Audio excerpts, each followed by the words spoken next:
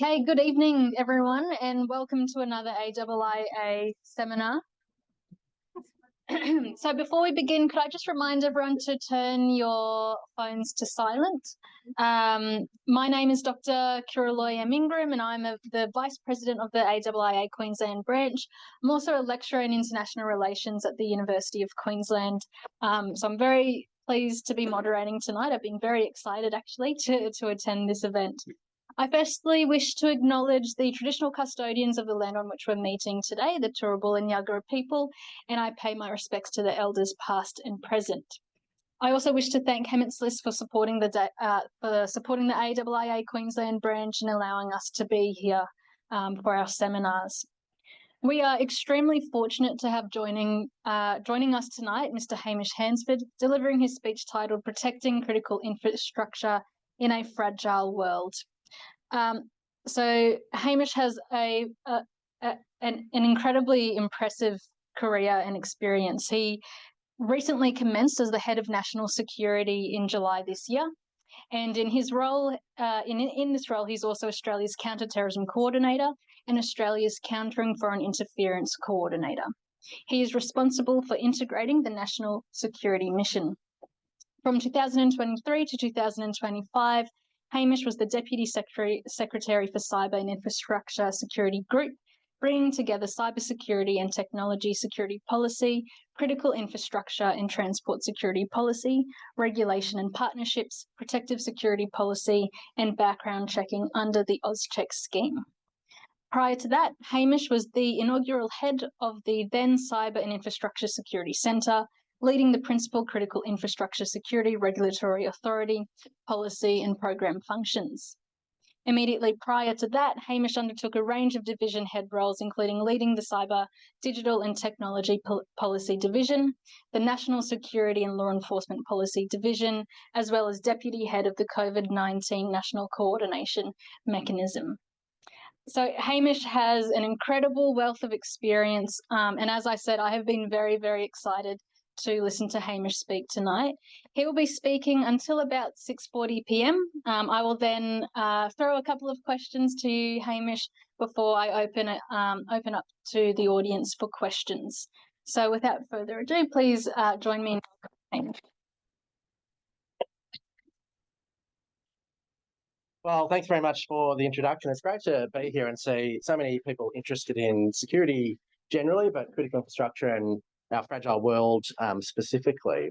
And can I associate my acknowledgement of country as well, and particularly recognise today those police officers who are dealing with a pretty horrific situation down in Victoria. And we've had a big day out of Canberra earlier today with a few announcements that I might touch on throughout my remarks, but I'm going to try and leave as much time as possible for us to interact and engaged, because people who are engaged in protecting our infrastructure nationally, whether or not you work in infrastructure government, or you're thinking about a career in it, or you study it, or you think just generally about how you rely on infrastructure every single day, I'm interested in talking to you to share my thoughts. And I thought tonight I'd just share 10 thoughts, and hopefully that'll take us to time.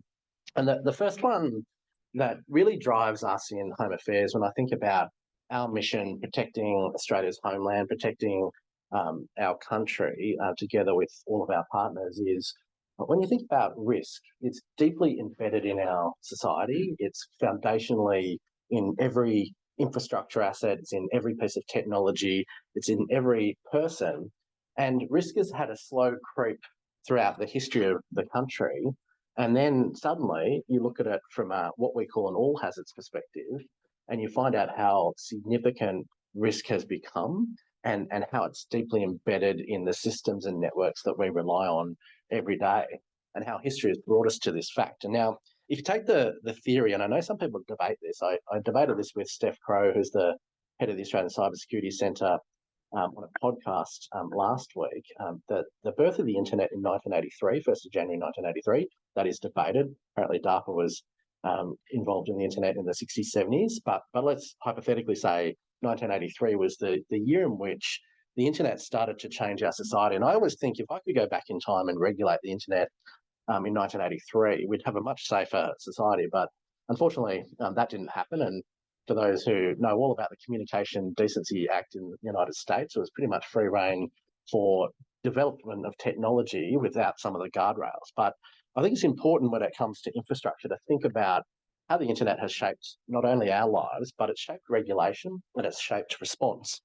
And so if you think about the 1980s, where there was state-owned regulation, state-owned entities rather, running our critical infrastructure. I know there are a lot of entities who still run our infrastructure, but predominantly our regulatory environment was very much focused on competition. It was focused on how do you sustain the market in and of itself.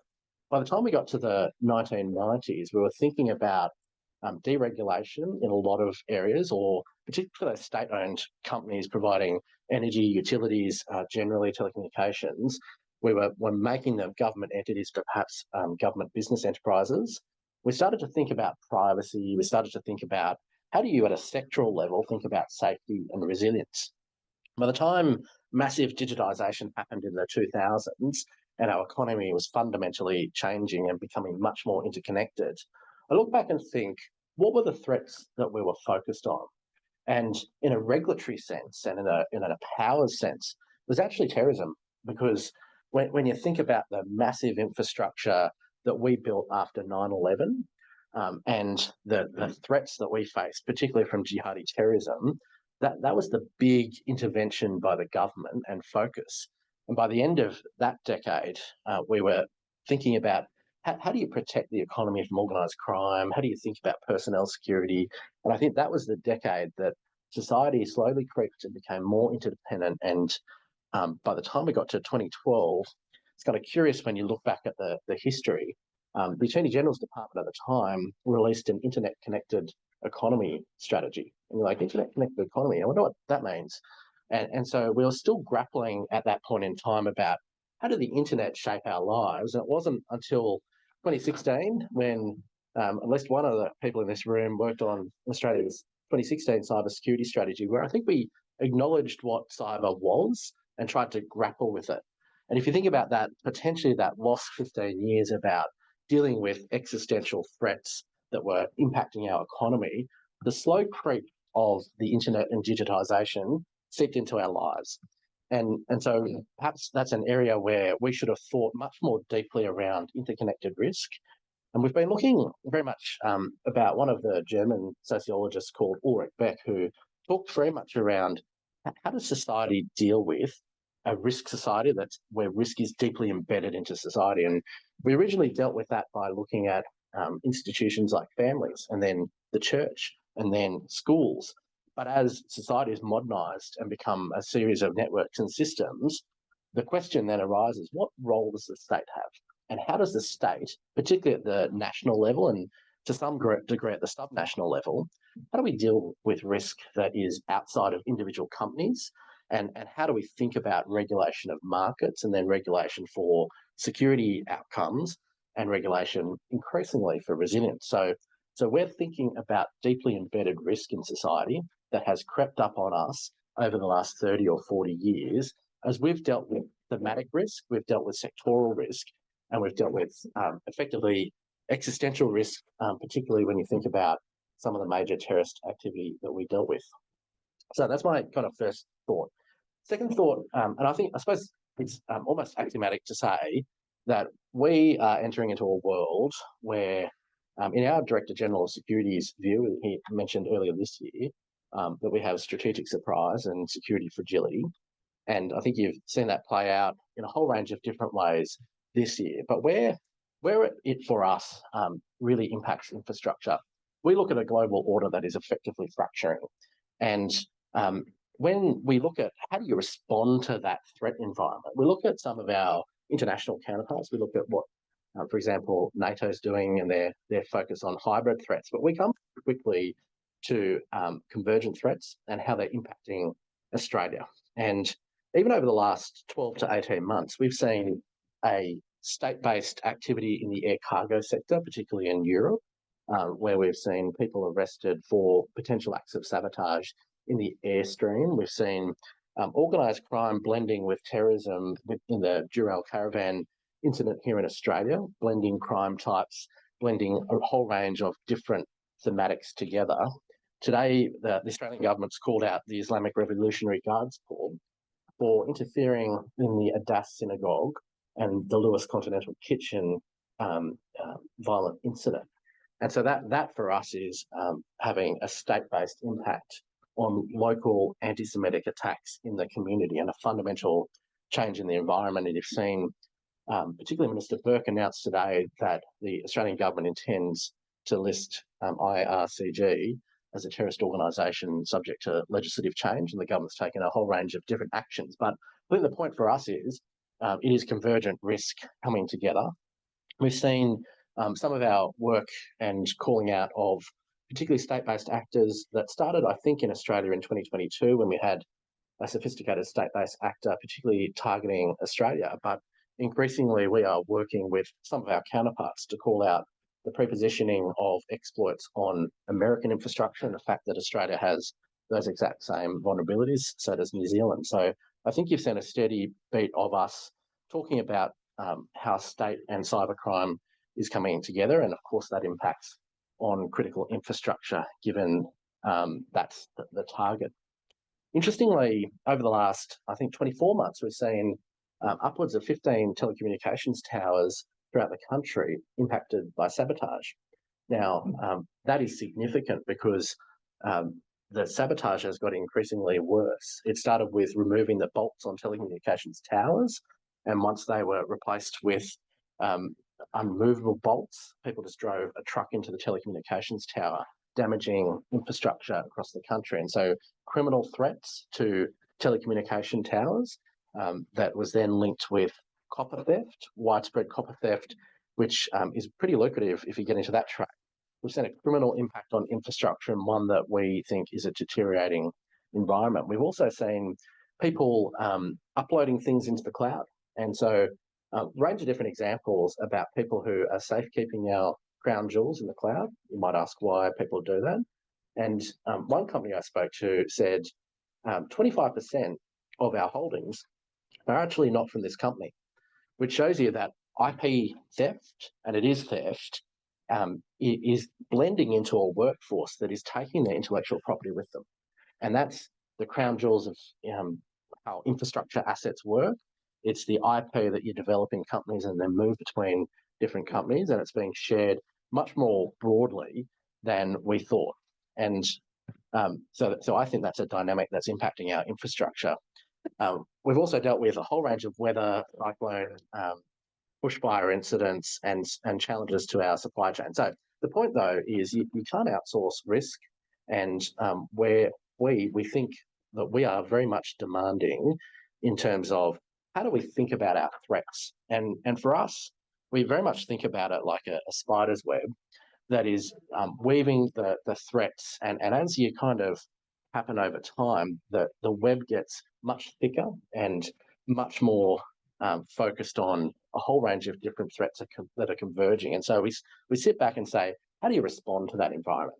You've got to work out what are the key nodes, how do we impact and be most impactful with limited resources, which demands, particularly in a role like mine, to think about what are the capabilities we're developing to go after things like child exploitation, to go after online radicalisation, particularly for politically motivated violence, and things like cybercrime. We're effectively developing the same capabilities for different thematic types when the threat environment is merging. And when it comes to infrastructure, I'm particularly struck by the fact that we often have infrastructure assets who think about things in that thematic way, just like our response capabilities. I think the great challenge for us is how do we think much more holistically together? And that's part of my role and my team's role at Home Affairs, is to say, how do all the threats come together? How do we effectively protect our homeland in a different way? And how do we bring focus to the most important assets in the country? And so that's a really big driving force.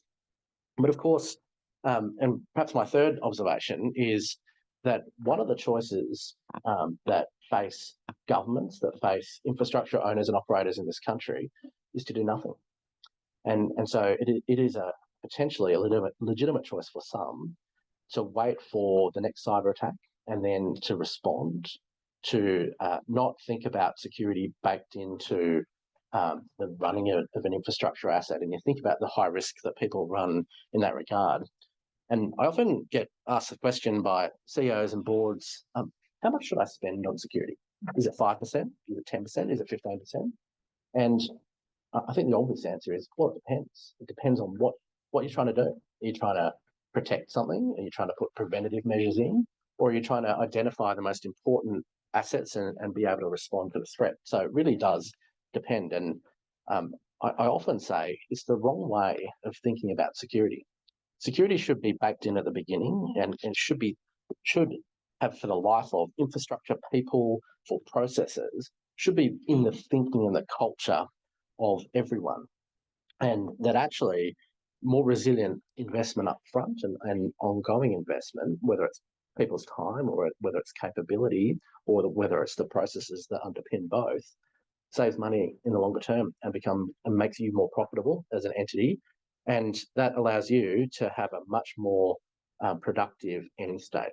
Think about what happens in October this year when Windows 10 stops being supported.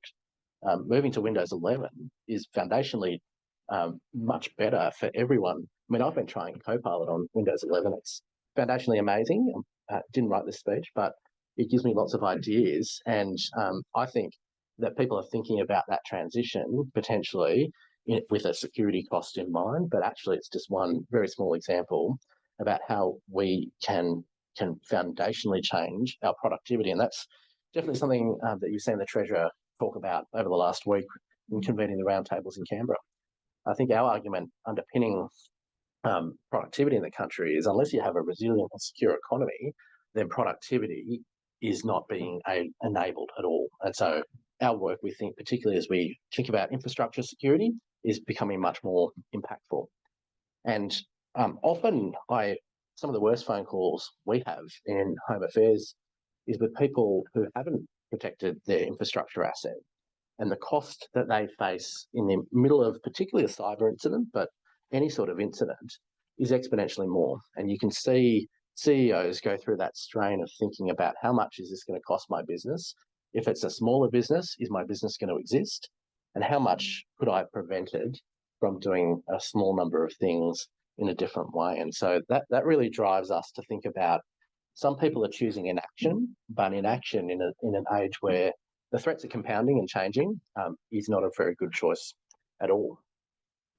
But the fourth thing that really we think about on a day-to-day basis, and not a lot of people do, is the fact that Australia has not had a catastrophic incident impacting our infrastructure at all. We've come pretty close. We've come, I think, exceptionally close in terms of the 2016 outage in South Australia to their energy grid caused by a mass weather event. That was a very close call, and one that was, I think, an example of perhaps the first major black start of an energy grid in Australia, which lots of people exercise for, but not many people do. The 2017 plot with Operation Sills, where we nearly had a potential to lose upwards of 300 people out of the sky, with the two Kayat brothers who are planning to take down an Etihad flight out of Sydney. The whole range of bushfires that we've faced across the history of this country over the last 60,000 years, but more impactfully, the ones that we faced in the summer over the last couple of years.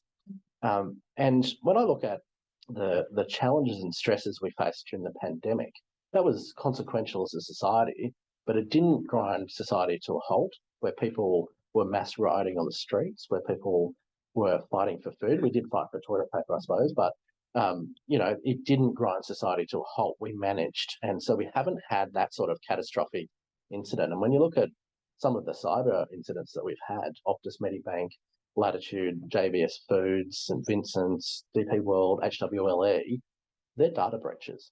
They didn't grind society to a halt. We came pretty close, I think, in a consequential element with CS Energy in Queensland, but we haven't had an infrastructure asset being rendered back to effectively inoperable state. And that for us is concerning, and it is something that drives us every day. We had a very good insight, I guess, into how society might function with CrowdStrike in July last year.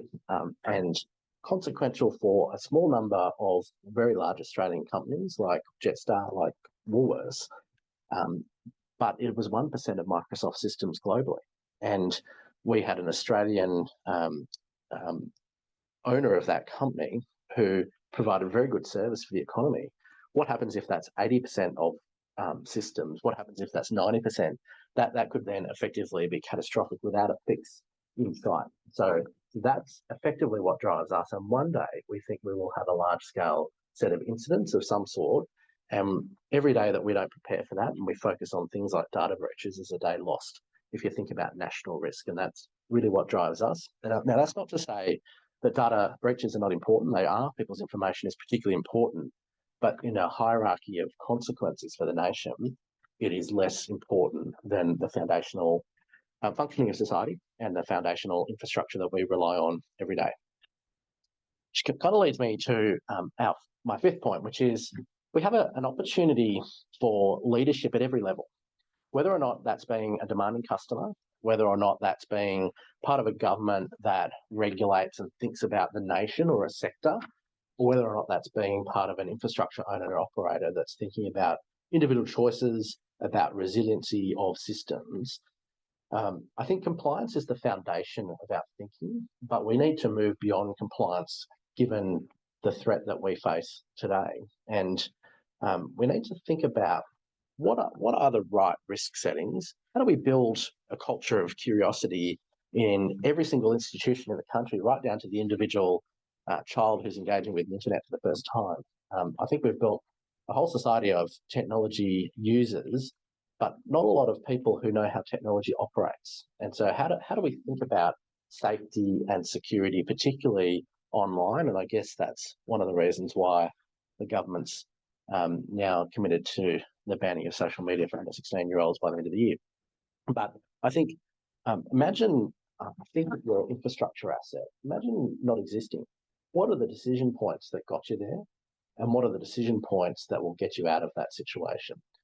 And when I talk to critical infrastructure across the country, I often give them a view about how we see them. So they might see themselves as a company running a service, but we see them as an integral part of the functioning of society. And if you put a different lens on that, particularly if you're an energy company, a telecommunications company, a data center, how would you, not being able to function, impact society?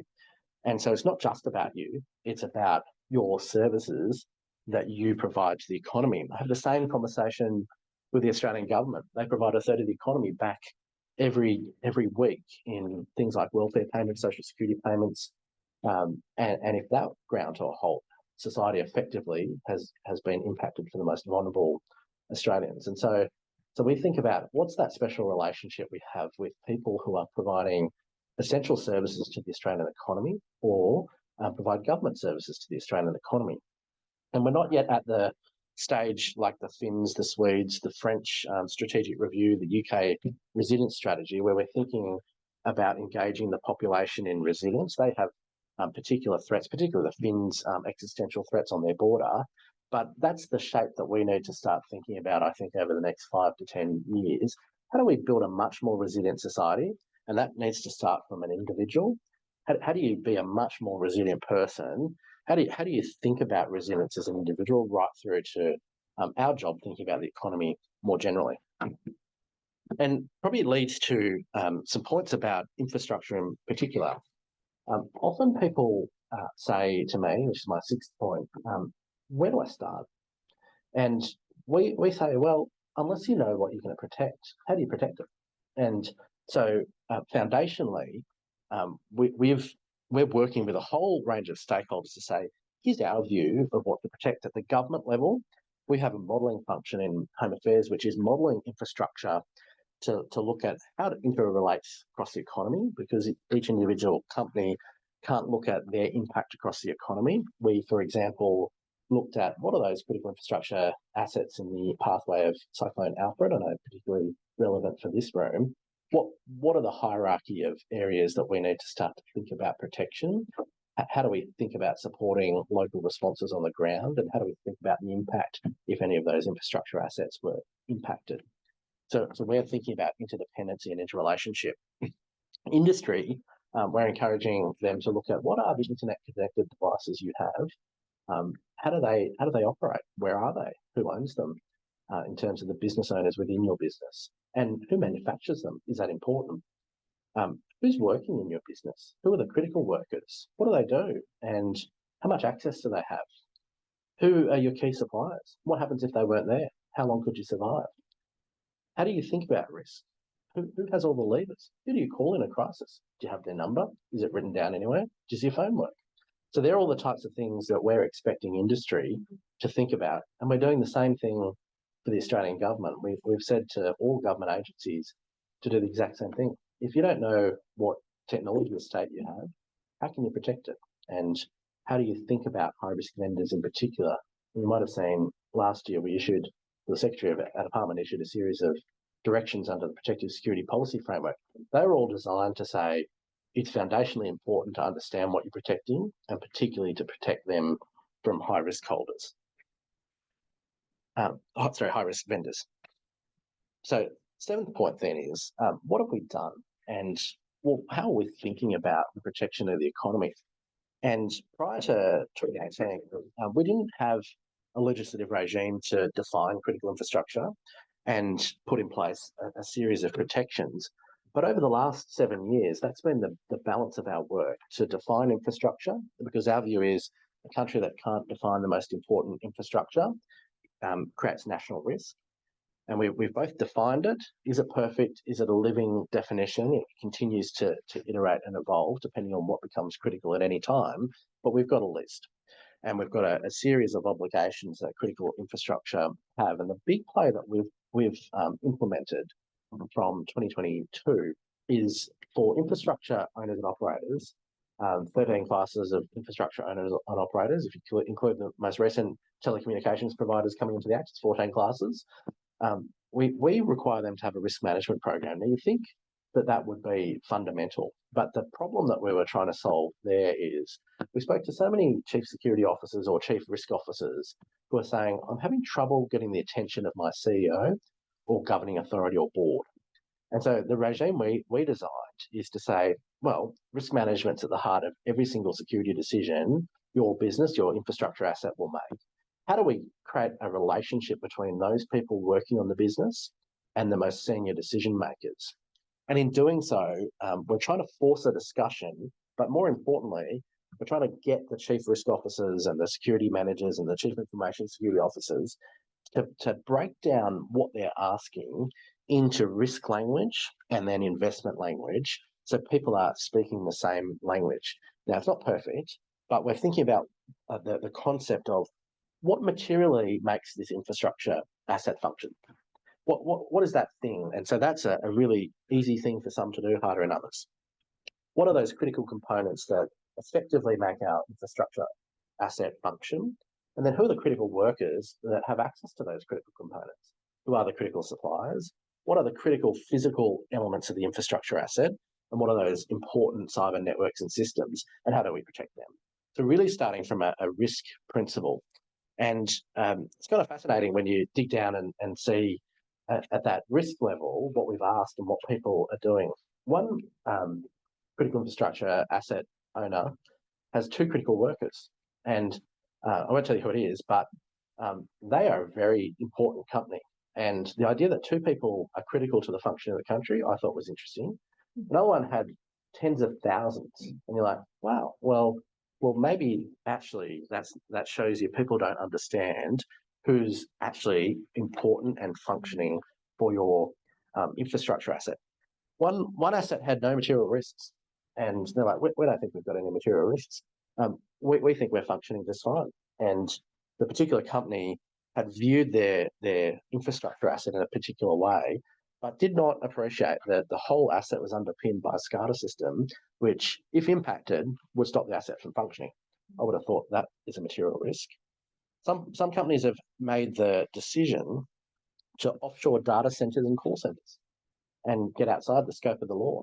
And that, for me, is an interesting decision and one that comes with risk, but technically is outside of the legal jurisdiction of an act that's not extraterritorial.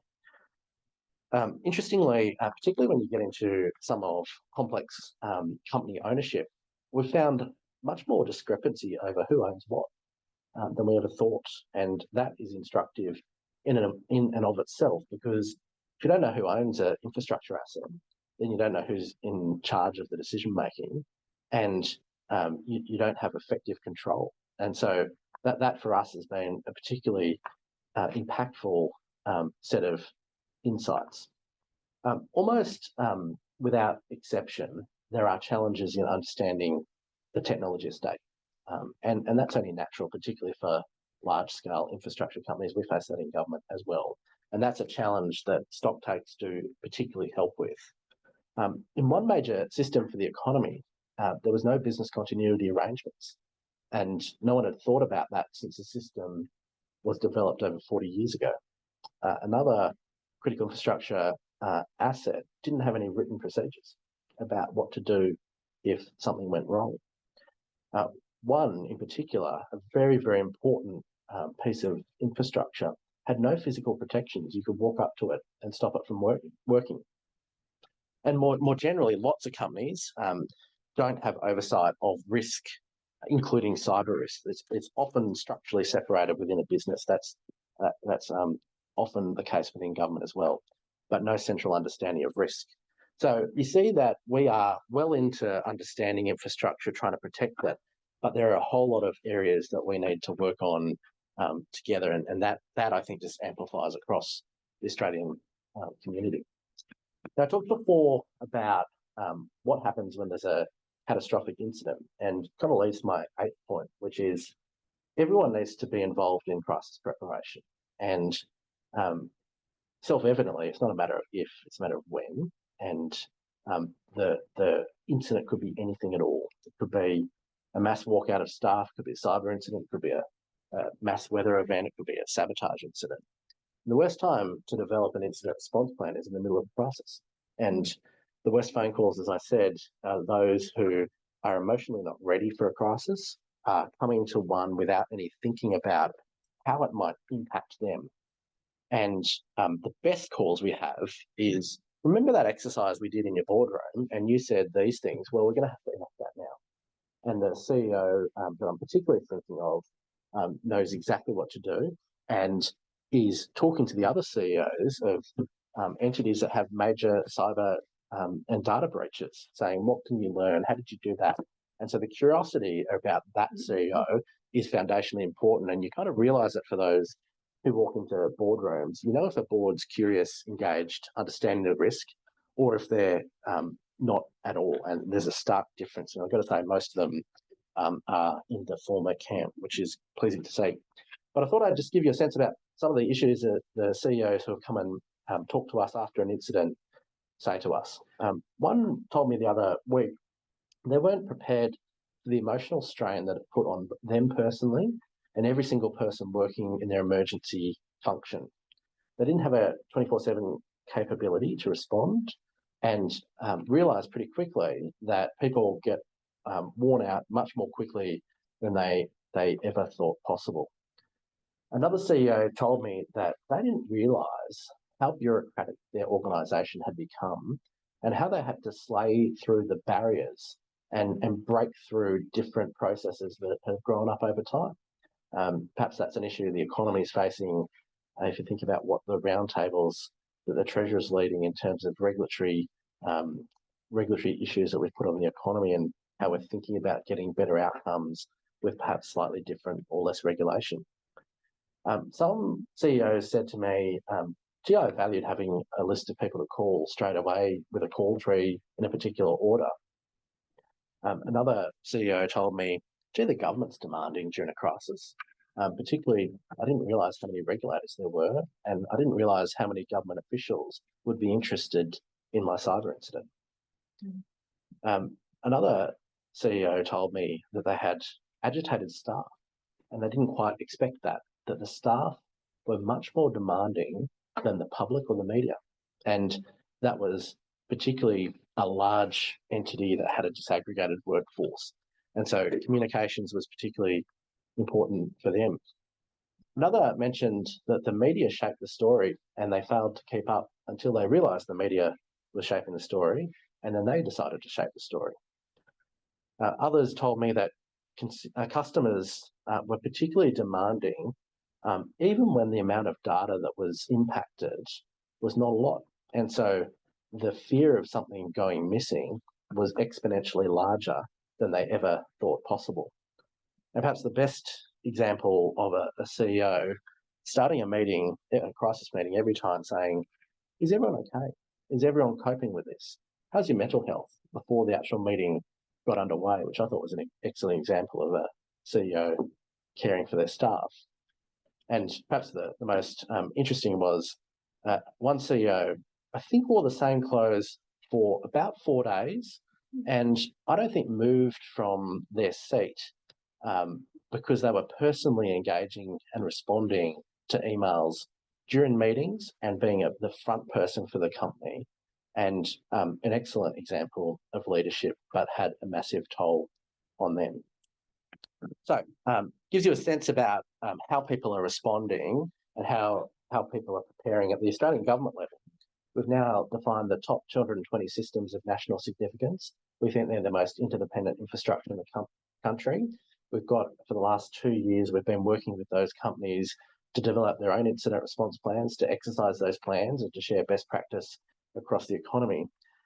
Thinking about who are the list of people that you have to engage, who are the common providers, who would be strained if there's a larger scale cyber incident, what are the assumptions that you have that are not realistic, what's the role of an adventurous government during a crisis, how do we build up those relationships so that we can create much better societal resilience because we have our infrastructure under control.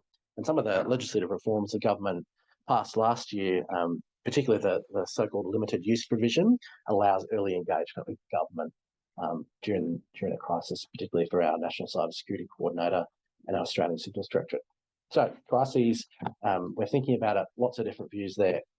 My ninth kind of observation is nothing static and change is certain. That's something you hear every day, but I think worth us thinking about in terms of, even if you do all of the right things in terms of protection of infrastructure, things change so quickly. And a great example of that is the changing tactics and techniques of cyber adversaries, which means the Essential 8 maturity model framework continues to change and get harder. And so people potentially slip further and further behind, but equally criminals don't stop at changing their methodology. So I think we've got to think about how do we create unique partnerships and engage in different ways so that we keep up with such a changing environment.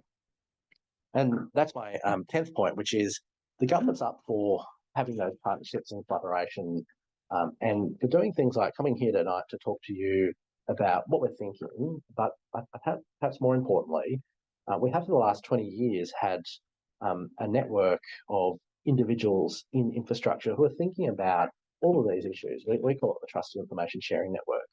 And we have a couple thousand people who are deeply committed to protection of their own infrastructure assets, but thinking about how do they share that best practice with other bodies and other infrastructure assets.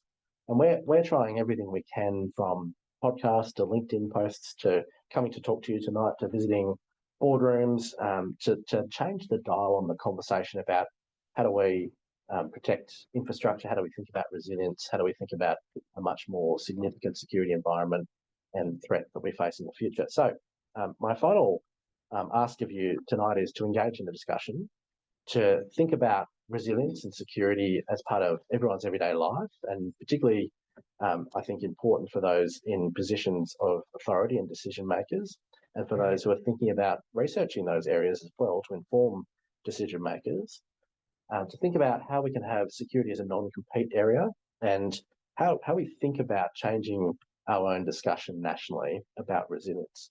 So I'm looking forward to having that discussion now, and I think good moderators for that. So thanks so much. Okay.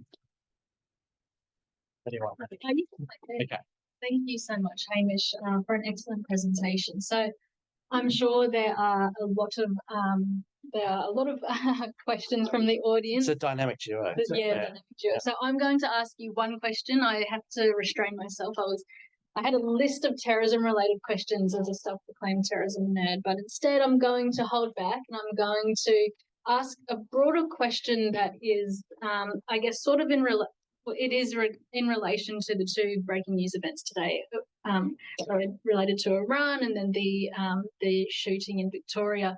I've read some reports that are stating that it's that the alleged shooter has sovereign citizen ties. So, in your presentation, you spoke about the early 2000s and the interconnection between digitization and globalization and the war on terror as being the convergent risk against predominantly Salafi jihadis. So my broad question is, are we now in a new era of risk and of convergent risk or crisis? And do you think that Australian society has the resilience to deal with foreign interference, whether that be from proxies sponsored by states or from non-state actors like sovereign citizens and anti-government or the extreme right? Yeah, great question. I think that digitisation has definitely accelerated the threat platform and threats that we face on a day-to-day basis, and that's fundamentally changed the way in which we engage with the world, the way in which we rely on a much more interdependent and networked society. So I think that's the foundational change, and it amplifies things like online radicalisation, disinformation, misinformation, and the ability for people, particularly, to engage in vortexes of thought. And so I think that's been the foundational change.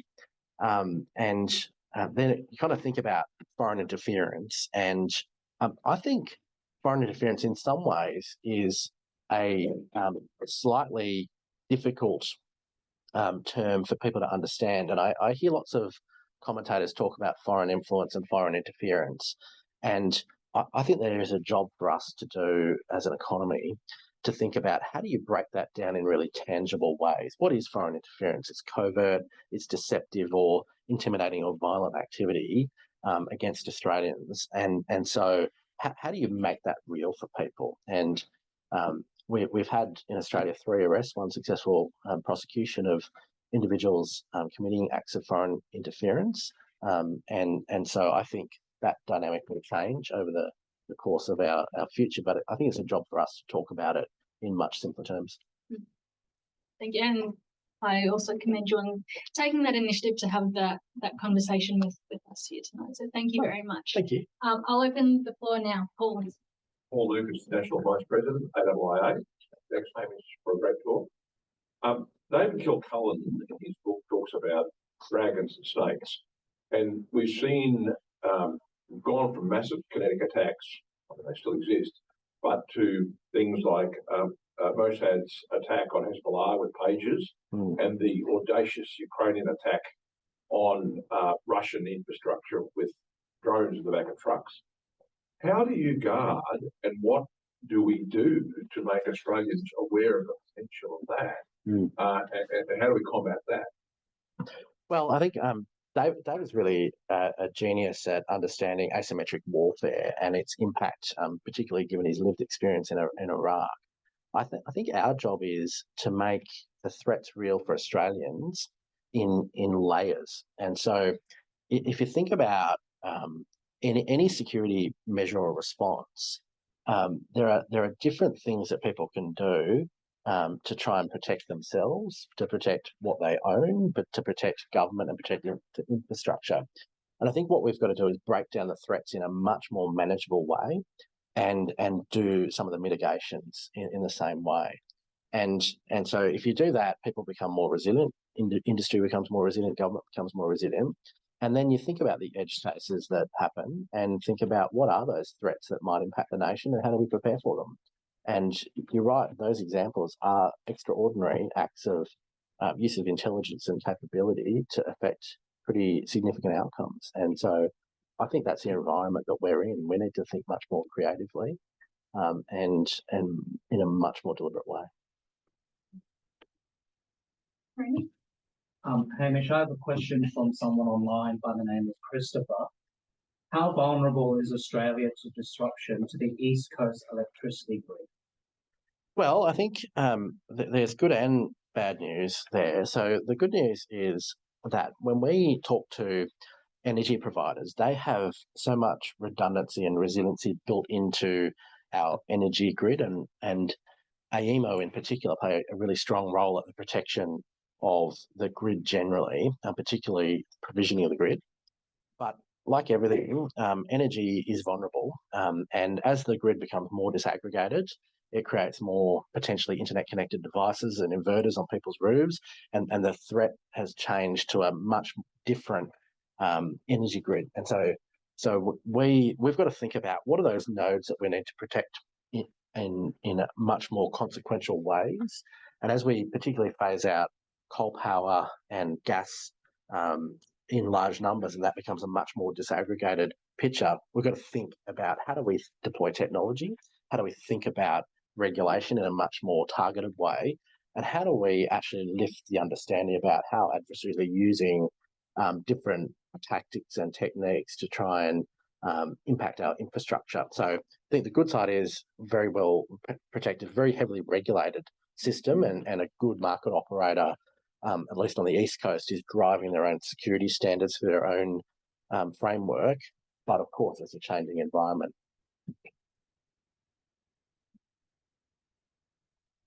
Yeah. Sorry, the lady. Oh, thanks, Hamish, for your advice. Just in terms of critical infrastructure, we're talking about, water, electricity, rail, and ports. Does your agency sort of track and monitor the type of threats that we're exposed to? And there's different categories. Do you have an opinion or a view or knowledge about what the biggest type of threats is that is relevant for critical infrastructure? Yeah, sure. And we work with our intelligence community every day, and for the last 2 years, we've produced a critical infrastructure annual risk review, which actually goes to that point.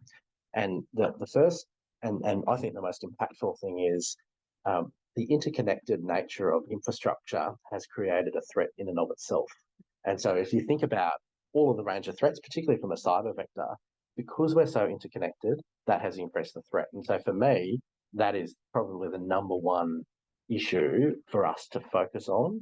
And then each of the different threats, whether it's the people who work in your business. I know there's that old saying that a CEO stands up at the end of the year and says, thanks to all the staff for your efforts, and the Chief Information Security Officer says, you're the problem.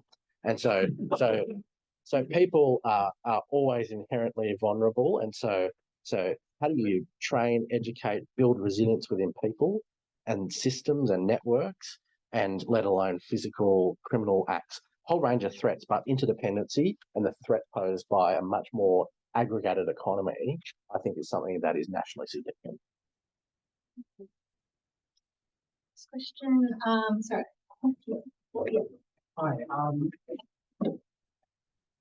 What do you think, is there any role for civil society groups in either helping think forward as an issue or helping think people up as an issue? Yeah, absolutely. Civil society, and I chaired a critical infrastructure advisory council meeting a couple of weeks ago, and the number one input there was civil society, particularly community groups, are so important post-incident for things like sustaining a population with food, to helping out emergency workers, to dealing with the most vulnerable people. And they said that is a priority to focus on post-incident. But of course, community groups in particular, regardless of who they are, play such an important role in helping the most vulnerable Australians. And so they're there every day of the year, helping a segment of the population, and that's the most vulnerable. And then civil society more generally has to play a role in every significant issue the country faces. You saw what role everyone had to play during COVID. And so that's an example about where, as a society, we need to really focus on how do we think about resilience more generally. And I think COVID's a really good wake-up lesson for us as a country. Thank you for that's something really fascinating. You may maybe source of frustration for yourself, or you may enjoy it. But when you're going to these organisations and you're kind of informing them about how critical their infrastructure is, and they may not be taking it too seriously, but they're putting investment in that, would be required. And I see, we have a world where AI is advancing, we get more critical infrastructure that comes online that's very vulnerable and could be integral to our society function more. I want to know, at what point do you think regulation isn't enough, where maybe things kind of fall into the pitfall of this is just the cost of doing business. Right? These breaches happen, these things shut down. That's now part of my bottom line. At what point does regulation not go far enough, and maybe the government needs to take some control over certain parts of construction? That's pretty function. Yeah, and I suppose that if you go back to what I was saying at the beginning of the talk, government used to run most infrastructure, and the idea that government would do that the most efficiently and effectively, I think, is probably not the end outcome that we've had in this country. Regulation has a really important role in leveling the playing field and in shaping the environment. But I think the more important thing is a change in culture. And pleasingly, most boards and CEOs I talk to are up for that. They understand the market. They understand being more resilient is a great outcome. There's a cost pressure and a return on capital issue. And so I don't think regulation is going to solve that, because if you don't have the capital funds, or you don't have the funds, how are you going to change your entity? That's not what I was going to say. It's like have the capital of the government in order to shore up that investment. And that maybe it's not more efficient, as you say, but maybe that investment needs to be in place more so that we can. Yeah, well, I guess the short answer is the government doesn't have the capital either. Yeah. So the market's got to provide and adapt, and I think that's the great challenge of our time. And maybe AI is the great solution. My question goes to, are companies appreciating kind of physical damage that cyber has caused when you think about events even 20 years ago like Stuxnet? Are critical infrastructure companies with companies that manage them understanding that their infrastructure could be damaged in this way and their staff? Yeah, I think when you look at the surveys of particularly boards across the country, AI and cyber risk is number 1 and 2 effectively. Maybe supply chain issues are up there as well. People are thinking about it. People are focused on the threat. I think the big challenge is, how do you crystallize the investment value? I still think there's this disconnect between particularly cyber wonks, sorry if there's any in the room, who understand their landscape. They can't translate that to say, here are the options that we've got for the company. One's $2 million, one's $5 million, one's $10 million, whatever it is. Here's what you get for each. I still think there's a disconnect there. So I think the big challenge in the economy is, how do we start to talk in the same language? And I don't know that we're there yet. I have another question from someone online by the name of H.H. Asari. She's stealing my acronym, HH. What are we doing to make Australian skills ready for proper risk management and protection of such critical assets? Is there a flow-on effect expected onto the education and training sector? And which fields are the ones that could readily provide skills-ready staff for such purposes through transition into this area? Yeah, great question. And I think there are a lot of skills and focus on risk, regardless of the profession. I think that's a foundational kind of learning in lots of different programs across the economy. But we do face a skills shortage in the security profession. We do face that in things like project management, where risk is integral to the development and rollout of projects. And so we've been thinking very much around, how do you professionalise the cyber industry in particular, given that's an area where there's lots of accreditation, lots of skills, but how do you create a profession there? And so that's a key part of the Horizon 1 cybersecurity strategy. One of the actions there, professionalisation of the industry. And there are lots of really good industry associations who are playing a role on risk and professionalisation of risk. But I think there's still a role for us to play in creating a security industry as a vocation and professionalising the security industry. We've seen a bit of it with our critical infrastructure partners. I've seen it definitely in my last 7 years working on the security issues on infrastructure and cyber and some national security issues, that I've seen many more people travel between different infrastructure owners and operators and government. And so there is a natural building out of an industry, but it's much more informal than I think the market deserves. Thanks, Hamish. I was really interested in your comments about society resilience. Mm. And to that end, I think a lot of what you're saying was your frustration, if I can say that, about people getting to listen to what it is that you're trying to say to them and for them to understand it. So I'd like to get your opinion on how much you think that is a historical function of Australia's experience. I grew up in the 90s, it felt it was unipolar, we were very secure. I get the feeling that people aren't quite grasping that our security situation has changed and continues to do so. Do you think that makes your life more difficult? Really good question. I think short answer is it makes everyone's life difficult because if you listen to what the government's saying and what our Director General of Security is saying is we are entering into a period of much more security fragility and in being probably the most contested period of time since the Second World War. That's at the macro kind of geostrategic level. But what I don't think has connected is that situation with individual resilience. So what happens if you don't have internet for a while? And people in the Baltic states have seen cable cutting of their submarine cables. What happens if that eventuates here?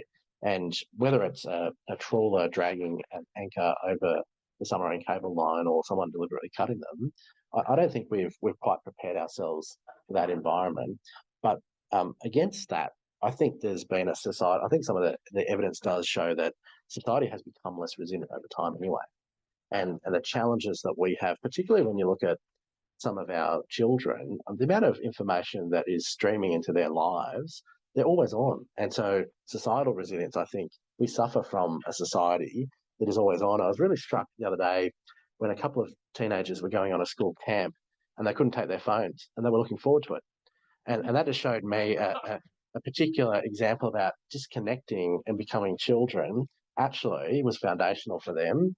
And perhaps that might well be a tip for some of our children. I think we have time for one final question. So the lady in the middle. Yeah.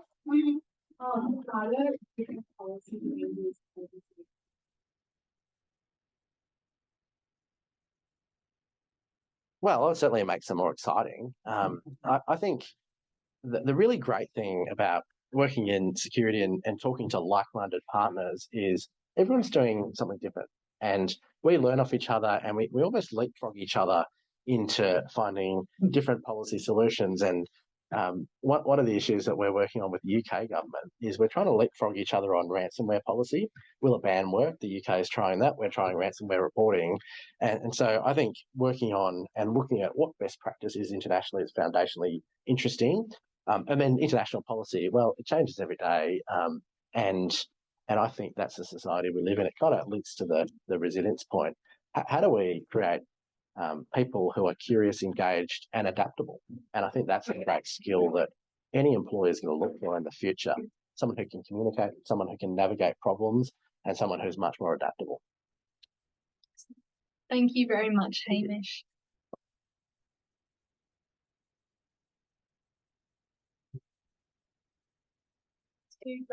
Or final. Thank you, Hamish, for that very insightful talk. My name is Graham Kerrick. I'm the Secretary of AIIA Queensland. And look, firstly, I want to say that as an enticement to Hamish coming back, we're giving you a year's free membership of AIIAQ. So we do expect you to come back, please, because that really was a fascinating talk, as you can see by the attendance here tonight. Look, we do have a lot of events shortly to hit your email. Our youth committee has been very active and a lot of their initiatives will be coming out shortly. But I do want to just make you aware, because these will come out these will be posted in the next few days, two very special events that are coming up soon. On the 14th of October, we've got a special panel talking about the 50th anniversary of Papua New Guinea, our nearest neighbour. And the panel consists of the doyen of PNG Australian knowledge, Sean Dorney, who, as many people will know, probably educated more people in Australia about PNG than anyone else.